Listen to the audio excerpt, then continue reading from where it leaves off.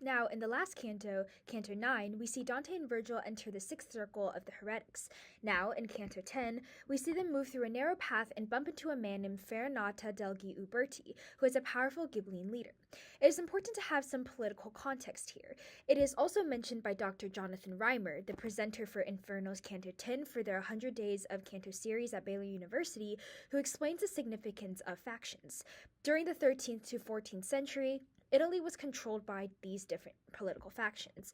Mainly, there were the Guelphs and the Ghibellines. The Guelphs supported the papacy and independence of Italy states. Meanwhile, the Ghibellines supported the Holy Roman Emperor and their authority over Italy. And this resulted in a lot of internal division within Italy. For some other context, Dante is a white Guelph. Now, it should be clear that Farinata, a Ghibelline, and Dante, a white Guelph, are not of the same faction.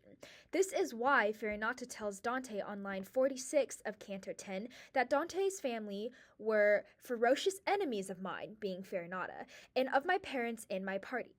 This further signifies Dante and Farinata's long-standing family feud when it comes to political disagreement between their familial factions. Then another soul, Cavalcante de Cavalcanti, appears, and he is really concerned about his son, Guido Cavalcanti, questioning Dante on line 58, if it is your high intellect that lets you journey here, where is my son? Guido is a poet and friend of Dante. And when Dante kind of hesitates to respond, Cavalcante falls into despair and believes that his son has died. His despair is shown as he frantically questions Dante. He did disdain.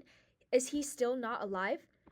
While Cavalcante is frantic, Farinata reveals that those in this circle can see the future, but not the present, which is why Cavalcante is so anxious about his son's death.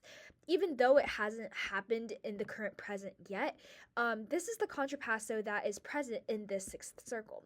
Now, this circle is filled with heretics, which is defined as those in a religious context who hold beliefs that contradict established religious doctrines or practices, especially in regards to the Catholic Church and belief in the soul's immortality.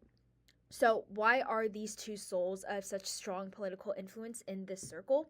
Well, Farinata was extremely concerned with politics and as a Ghibelline leader, who generally opposed the papacy and the Catholic Church's authority, as mentioned before.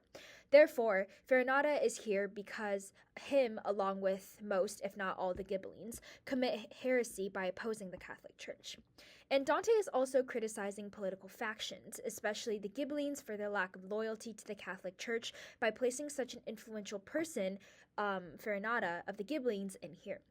Now, Cavalcanti is here because of him and Farinata, who are both Epicureans. In the beginning, on line 13, Dante simplifies this for us by stating that within this region is the cemetery of Epicurus and his followers, all those who say soul dies with the body. And this goes very much against the teachings of the Catholic Church. In Canto 9 previously, we see that in the circle, their role in hell is that flames were scattered through the tombs, with those speaking by way of sighs and agony, as described by Dante. And this is kind of like their second contrapasso or main contrapasso, because those in these tombs will live indefinitely, but also suffer indefinitely. Greek philosopher Epicurus focuses on how souls die with the body, and the overarching theme using Epicurus and his followers is for Dante to state how in Inferno, Catholicism is at the foundation. The belief in afterlife is strong, and focuses on believing in the immortality of the soul.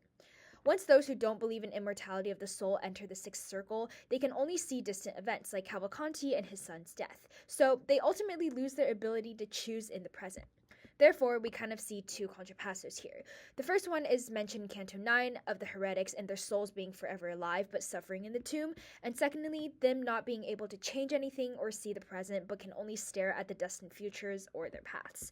And this is significant because we get to the part of the canto where Farinata then prophesizes that Dante will be exiled from Florence in the future, where on line 91 he states that Dante and the rest would have annihilated Florence. This goes back to the contrapasso of not being able to see the present, but it also relates to the analysis of political turmoil in Italy during Dante's time, where Farinata foreshadows the white Guelphs being exiled from Florence by the black Guelphs. And finally, the canto ends with Dante learning about Judgment Day, where the open tombs will fully seal with the souls inside. And this is significant because the sealing of these souls inside their tombs symbolizes how no further action can be done to change their fate, which is different from Purgatorio. And this also emphasizes Dante's support for God's divine justice system. And like how those in this circle can't escape their tombs, no one can ultimately escape God's judgment either. Similarly, referencing Dr. Jonathan Reimer, he states how the encounter between Dante and the Epicurean heretic Farinata highlights the theme of God's divine justice system, but also the enduring nature of earthly concerns beyond death, which I didn't consider prior to watching his video. Dr. Reimer's perspective on this theme of earthly concerns especially relates to the modern world. Now, this canto particularly resonated with me because, firstly, the motif of political tension was very present throughout Dante's Inferno, but it is especially present in this canto, which I'm interested in. But more importantly, this canto is relevant to our modern life, like Dr. Reimer mentioned. It is very easy for people to give up on their faith or lose their faith. So this is when trusting God is especially important. Instead of trying to predict the future or what your life will be, it is more important to trust God in his decisions for you. In the end, in addition to trusting God, it is also important for humans to trust our immortal souls that God has provided. Like how souls in this circle are trapped in a fiery tomb, people can be trapped by questioning our beliefs. However, Dante reminds us that we should choose to value what we choose to value will be the result of ourselves in the afterlife. And therefore, we should always have faith and put aside skepticism, focusing on our spiritual selves.